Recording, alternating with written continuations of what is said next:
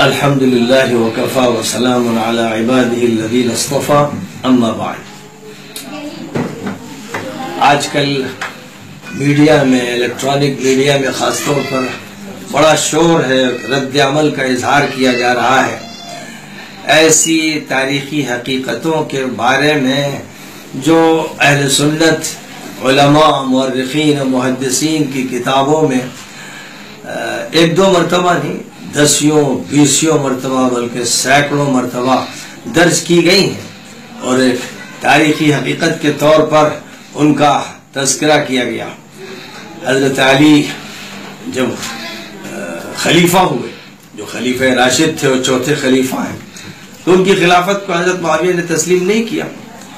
اور چونکہ قرآن پاک میں یہ بات کہی گئی تھی کہ فَقَاتِلُ الَّتِي تَبْغِي حَتَّى تَفِيءَ إِلَىٰ أَمْرِ اللَّهِ، یہ حکم تھا کہ جو بغاوت کرے اس سے جنگ کرو، اور حضور صلی اللہ علیہ وسلم نے اپنی حدیث میں فرمایا تھا کہ قرآن پاک کے نزول کے ساتھ ساتھ کافروں سے، مشرکوں سے میری جنگیں ہوئیں، اور قرآن پاک کی تفسیر کو سامنے رکھتے ہوئے علی جنگ کریں گے۔ تو بہرحال دنیا کو معلوم ہے، تاریخ کا ہر طالب علم جانتا ہے، حدیث کا ہر پڑھنے والا جانتا ہے کہ حضرت علی نے حضرت معاویہ سے مقابلہ کیا اور حضرت معاویہ نے ان کے خلاف جنگ چھڑی۔ اس جنگ میں علی کے ساتھ 135 بدری صحابی تھے، اور تقریباً 700 سے اوپر حدیبی صحابی تھے۔ بڑی تعداد میں صحابہ کرام حضرت علی کے ساتھ تھے۔ حضرت حسن کمان کر رہے تھے، حضرت حسین بھی کمان کر رہے تھے، ابن عباس بھی کمان سنبھالے ہوئے تھے، یہ سب حضرات کمانڈر تھے، حضرت عمار کمانڈر تھے، اور بہت تفصیلات اس کی ہیں۔ تو وہ جنگ ہوتی رہی۔ اس جنگ کا اختتام اس طرح ہوا کہ حضرت علی کو شہید کر دیا گیا۔ اب حضرت علی کی شہادت کے بعد جو صورتحال تھی کہ 20,000 نفری فوج حضرت حسن کے ساتھ، جن کو خلیفہ بنا دیا گیا تھا، تیار تھی کہ مقابلہ اب ان کا ہوگا، اور حضرت حسین اس طرح مصر تھے کہ مقابلہ جاری رہنا چاہیے۔ لیکن حضرت حسن نے یہ فیصلہ کیا کہ بہت خون بہا ہے اور مزید بہے گا اور امت ٹوٹ جائے گی، اس لیے ہم کو اب مصالحت کر لینی چاہیے اور مسئلے کو ختم کر دینا چاہیے۔ تو انہوں نے وہ اقدام کیا، جس اقدام کے بارے میں ایک حدیث میں حضور صلی اللہ علیہ وسلم نے فرمایا تھا کہ ان ابنی ھذا سید سیصلح اللہ بہ بین فئتین عظیمتین من المسلمین۔ تو وہ جو عمل ہوا، جس کی بنیاد پر اب اتفاق ہو گیا، اس پر پورے عالم اسلام میں خوشی منائی گئی، اور وہ دور بڑا اچھا دور تھا۔ اس کے بعد پھر جو دور آیا ہے، اس کے بارے میں احادیث میں، متعدد احادیث میں، صحیح اور صریح احادیث میں فرمایا گیا تھا کہ حضور صلی اللہ علیہ وسلم فرماتے تھے کہ میں سن 60 کی دہائی سے پناہ مانگتا ہوں، اور یہ فرماتے تھے کہ قریش کے جو لونڈے ہیں ان سے میری امت تباہ ہوگی، اور یہ فرماتے تھے کہ بنی امیہ کے لوگ اور حکم کی اولاد میرے منبر پر اس طرح کودیں گے جیسے بندر کودتے ہیں۔ یہ سب صحیح روایات ہیں۔ حضرت شاہ ولی اللہ دہلوی رحمۃ اللہ علیہ نے شیعوں کی تردید میں جو کتاب ازالۃ الخفا عن خلافت الخلفاء کے نام سے لکھی ہے، ان میں یہ روایات درج فرمائی ہیں۔ تو بہرحال یہ ایک تاریخ ہے، اور اس تاریخ کا جب بھی تذکرہ ہوتا ہے تو بہت سی کڑواٹیں سامنے آتی ہیں، اور حضور صلی اللہ علیہ وسلم نے اپنے اصحاب کے ساتھ جو معاملہ کیا کہ جیسے تقاضے ہوئے ویسا عمل ہوا، کوئی مرتد ہوا، کوئی منافق رہا، کسی کی آپ نے تعریف فرمائی کہ عرف امتی بامتی ابی بکر واشدهم فی امر اللہ عمر واحیاهم عثمان واقضاهم علی وامین هذه الامه ابو عبیدہ ابن الجراح اور واقرؤکم ابی بن کعب۔ یہ حضور کی سندیں ہیں جو صحابہ کرام کو عطا کی گئی، اور بہت بڑی تعداد ان لوگوں کی ہے جن کے نام بھی آج مورخین کو نہیں معلوم ہے، اور بہت بڑی تعداد ان کی ہے جن کے بارے میں زبان نبوت نے کچھ نہیں کہا۔ حضرت شاہ ولی اللہ دہلوی رحمۃ اللہ علیہ نے لکھا کہ اللہ تعالیٰ کی طرف سے جو شہادت دی گئی، اللہ کی طرف سے جو سند دی گئی، وہ ان کو دی گئی جو بدر میں شریک تھے، اور پھر ان کو جو حدیبیہ میں شریک تھے، اور اس کے بعد خاص طور پر فتح مکہ کے دور میں جو اسلام لائے ان کو طلقاء کہا گیا، اور وہ مؤلفۃ القلوب تھے۔ تو یہ جو تاریخی حقائق ہیں، یہ حقائق حدیث کی تمام کتابوں میں ہیں، تاریخ کی کتابوں میں ہیں، لیکن حضرت حسن رضی اللہ تعالی عنہ نے جو عمل کیا، اپنی طرف سے جو عمل کیا، وہ امت کے لیے خیر تھا، اور آج میں نے صبح سنیچر کے دن آج میں نے صبح ایک بیان دیا تھا کہ میرا جو بیان ہے اس کو غلط انداز سے پیش کیا گیا. میرا یزید کے مقابلے میں یہ کہنا تھا کہ حضرت حسین امت مسلمہ کے حضور پاک علیہ السلام کے اصل نمائندے تھے، وہ اسلام کی نمائندگی کر رہے تھے، اور دوسری طرف جو نظام تھا وہ غلط نظام تھا، باطل نظام تھا.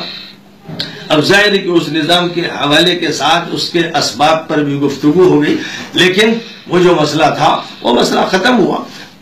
میرے جب بیان آ گیا پھر میں نے بیان دیا کہ میں اگر علماء اس سے متفق نہیں ہیں اور ان کا یہ خیال ہے کہ ان سب باتوں کے ہوتے ہوئے بھی ہمیں حضرت معاویہ کے بارے میں کوئی بات تنقید کی نہیں کہنی چاہیے، تو میں نے کہا کہ پھر اپنی باتوں سے میں رجوع کرتا ہوں. میں نے علماء کے احترام میں رجوع کا اعلان کیا. میرے رجوع کو مولانا محمد رابع حسنی ندوی کے پاس پیش نہیں کیا گیا، اور وہاں ایک جعلسازی کے ساتھ مولانا سے ایک ایسا بیان لیا گیا جس میں مولانا علماء کے موقف کا تذکرہ کرتے ہوئے یہ ذکر کریں کہ سلمان ندوی کے بیان سے ہم براز ظاہر کرتے ہیں. یہ ظاہر ہے کہ یہ بات امانت میں خیانت کے مرادف تھی، کیونکہ جب میرا بیان صبح شائع ہو چکا تو دوسرا بیان اگر آج ہی دیر سے شائع ہوا تو اس میں یہ ہونا چاہیے تھا کہ سلمان ندوی نے رجوع کر لیا ہے، اس لیے وہ سارا مسئلہ پچھلا ختم کیا جاتا ہے اور امت میں انتشار نہیں پیدا کرنا چاہیے. اور آج کی اس امت میں ہمیں حضرت حسن کے اس عمل کو دہرانا چاہیے کہ آپس میں مصالحت ہو جائے، اور جو باتیں کسی سے بھی نکل گئی ہیں،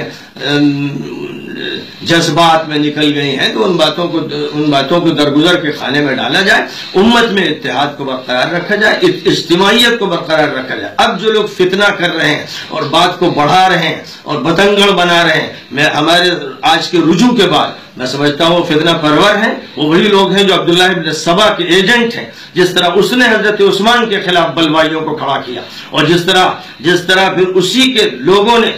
جنگ کو طول دیا، اور طلحہ اور زبیر اور عائشہ صدیقہ رضی اللہ تعالیٰ عنہ کو لے کر آ گئے. عائشہ عمر بھر ندامت کا اظہار کرتی تھیں اور کفارہ ادا کرتی تھی، روتی تھی کہ ہم سے وہ غلطی ہوئی کہ ہم چلے گئے. حضرت زبیر رضی اللہ تعالیٰ عنہ سے جس وقت حضرت علی نے کہا کہ زبیر آپ کو وہ بات یاد ہے جس وقت میری اور آپ کی بات ہو رہی تھی، حضور نے آپ سے فرمایا تھا کہ زبیر ایک دن تم علی سے جنگ کرو گے اور تم ظالم ہوگے، تو انہوں نے گھوڑے کا رخ موڑا اور فوراً جنگ کے میدان سے نکل کر روانہ ہو گئے. انہوں نے اعتراف کیا کہ ہم اس سے غلطی ہوئی. یہی بات اگر ہر حلقے سے ہوتی تو اتفاق ہوتا حق پر. اور حضور کا یہ کہنا کہ میں نے تمہیں دو چیزیں چھوڑی ہیں، ایک اللہ کی کتاب اور میرے اہل بیت، یہ روایت متواتر ہے، متفق علیہ ہے، صحیح ہے. جتنی بھی سیاح کی کتابیں ہیں ان میں یہ روایت درج ہے. تو اس کا اہتمام اور احترام ہونا چاہیے تھا کہ حضور یہ فرما رہے ہیں کتاب اللہ اور میرے اہل بیت کو مضبوطی سے تھامنا، اور یہ بھی فرما رہے ہیں کہ میری سنت کو مضبوطی سے تھامنا، یہ بھی فرما رہے ہیں کہ خلفائے راشدین کی سنت کا اہتمام کرنا. ان سب چیزوں کی جامعیت کا نام اہل سنت کا عمل ہے، ان کا فکر ہے. اور اس سے ہٹ کر جو کچھ جہاں بھی اہل بیت سے دوری ہے، جہاں بھی حضرت علی یا حضرت حسین کے خلاف ادنا جذبہ ہے، وہ ناسبیت ہے، اس کا تعلق اہل سنت سے نہیں ہے. یہ بات کھل کر لوگوں کے سامنے آنی چاہیے. میں نے وضاحت کر دی تھی اپنے بیان میں، اور اس کے بعد پھر کوئی دوسرا بیان آتا تو اس طرح آتا کہ سلمان کا رجوع ہو گیا ہے. اور جب یہ رجوع ہو گیا ہے تو اب پھر جیسے حضرت حسن نے لڑائی کرنے کے بعد معاویہ سے لڑائی لڑی، تلوار ننگی تھی ان کی بھی اور حسین کی بھی، لیکن پھر حالات کی بنیاد پر صرف قتل ہوتا ہوگا اور امت ٹوٹ جائے گی، اس لیے اتفاق کیا. ایسے میں بھی یہ کہہ رہا ہوں کہ میں نے ایک بات کہی، اور وہ جو بات کہی جس پس منظر میں کہی، یزید پر تنقید کرتے ہوئے میں نے جذبات میں یہ بات کہی کہ جو پیچھے اسباب رہے ان اسباب کے اثرات رہے، لہذا اس کو اسی دائرے میں رکھنا چاہیے تھا اور فتنہ نہیں بنانا چاہیے تھا. اور اب آئندہ اس کو فتنہ بنانا اور اس کو ہوا دینا، یہ اس بات کی دلیل ہوگی کہ پھر یہ ناصبی بیچ میں گھس گئے ہیں جو کام بات کو خراب کر رہے ہیں، اور جو یہ چاہتے ہیں کہ یہ ٹکراؤ جو 1400 سال پہلے ہوا وہ باقی رہے اور امت متفق نہ ہو. میں اتفاق کی دعوت دیتا ہوں، اور میں کوئی بھی ایسی بات جس سے اتفاق کو نقصان پہنچے، امت کی اجتماعیت میں کوئی خراش پیدا ہو، اس کو میں پسند نہیں کرتا، اس سے رجوع کرتا ہوں. اگر میری باتوں سے اس طرح کے اثرات پیدا ہوئے اور غلط فہمیاں پیدا ہوئیں اور اس پر ناراضگی ہوئی، تو میں کہتا ہوں کہ آپ بھی دل صاف کیجئے، میں بھی دل صاف کروں، تاریخ کا اچھی طرح مطالعہ کیجئے، پھر سے دوبارہ بخاری کو پڑھیے، پھر سے مسلم کو پڑھیے، حاکم کی مستدرک پڑھیے، نسائی کی سنن پڑھیے، مناقب کی کتاب کھولیے، فتن و ملاہم کے ابواب کھولیے، اور اس کے بعد اپنی آنکھوں کو روشن کیجئے، ادھر ادھر کی باتیں اور ادھر ادھر کے فیصلوں کو مت دیکھیے، صرف کتاب اللہ دیکھیے اور حدیث رسول اللہ صلی اللہ علیہ وسلم دیکھیے، اور یاد رکھیے کہ حضور نے فرمایا تھا من کنت مولاه فعلی مولا، اور فرمایا تھا جو ان سے دشمنی کرے وہ میرا دشمن ہے، جو ان کو اذیت پہنچائے وہ مجھے اذیت پہنچاتا ہے۔ یہی بات آپ نے سیدہ فاطمہ کے بارے میں کہی تھی، یہی بات آپ نے حسن حسین کے بارے میں کہی تھی، اور یہ فرمایا تھا کہ وہ سیدہ شباب اہل الجنہ ہے۔ ملت کے تمام نوجوانوں کو جاننا چاہیے کہ ان کے قائد حسن حسین ہیں، ان کے قائد حسن حسین، حضور نے فرمایا، جمعے کے ہر خطبے میں اس کا اعلان ہوتا ہے، لیکن ان کی قیادت کو تسلیم کیوں نہیں کیا جا رہا ہے؟ ان کی قیادت سے گریز کر کے ادھر ادھر لوگ کیوں ہٹ رہے ہیں؟ اس پر غور کریں، اپنے گریبان میں منہ ڈالیں، اور سچائی کے ساتھ اہل سنت کے طریقہ کار کو، بلکہ یوں کہیے کہ قرآن پاک کی منصوصات کو، احادیث نبویہ کے بیانات کو اپنے سامنے رکھ کر حق کا اتباع کریں، فرقے واریت، حلقے واریت اور جھگڑے و فتنے پیدا کرنے کے عمل سے گریز کریں۔ یہ بات میں نے آج پھر ذکر کر دی، تحریری بیان میرا آ چکا ہے، یہ میرا زبانی بیان ہے۔ اس کے بعد بھی اگر فتنے کو کوئی ہوا دیتا ہے تو میں سمجھوں گا کہ وہ سبائی ہے، مجرم، یا وہ ناصبی ہے جو ہماری صفوں میں گھسا ہوا ہے، اور وہ یہ نہیں چاہتا کہ امت میں اتفاق رہے، وہ انتشار چاہتا ہے، وہ تفریقہ چاہتا ہے، وہ موقعوں کی تلاش میں رہتا ہے، اس کے دلوں میں کینہ ہے، کپٹ ہے۔ اللہ تعالیٰ ایسے کینوں سے نجات عطا فرمائے اور پوری امت کو دل سے، دماغ سے، فکر سے، عمل سے متحد فرمائے۔ ریا کلینک نرمل میں جڑی بوٹیوں سے بہترین علاج کا واحد مرکز، جہاں ڈاکٹر راہل کمار اور ڈاکٹر سچترا بغیر آپریشن کے ان بیماریوں کا علاج کریں گے۔ پائلز، ہائیڈروسیل، بلیڈنگ پائلز، فشر، سیکس کے علاوہ خواتین کے اندرونی امراض کے لیے خاتون ڈاکٹرز کی بھی سہولت۔ ریا کلینک، رب پیدا کریں، بدھوار پیٹ روڈ، نزد 4 نمبر مندر، نرمل۔ ریا کلینک، فون نمبر ہے 9177799505 834133764